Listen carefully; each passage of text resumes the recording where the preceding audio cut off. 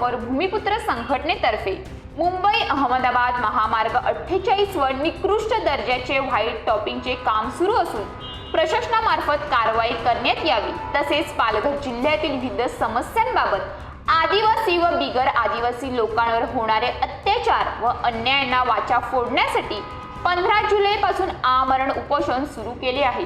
उपोषणकर्त्यांना महामार्ग मृत्युंजय दूत व मानव अधिकार मिशनच्या लोकांनी पूर्ण पाठिंबा दिला आहे। भूमिपुत्र संघटनेच्या मागण्या काय आहेत पाहूयात।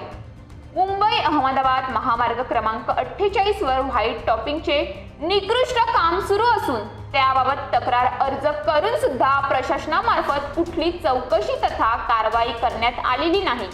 पालघर जिल्ह्यातून जाणारा महामार्ग मुंबई अहमदाबाद या महामार्गावर सध्या व्हाईट टॉपिंगचे काम सुरू असून केंद्रीय मंत्री नितीन गडकरी यांच्या आदेशानुसार कुठल्याही मार्गाचे काम सुरू असताना त्या मार्गावर टोल वसुली करू शकत नाहीत, तसेच सर्वोच्च न्यायालयाचे आदेश आहेत।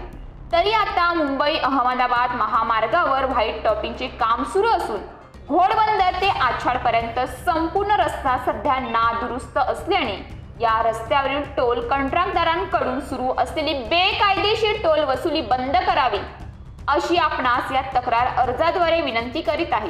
तसेच या महामार्गावर व्हाईट टॉपिंगचे काम सुरू असल्यापासून कित्येक प्रवाशांना आपला जीव गमवावा लागला असून व्यापारी वर्गाचे सुद्धा करोडांचे नुकसान झाले आहे।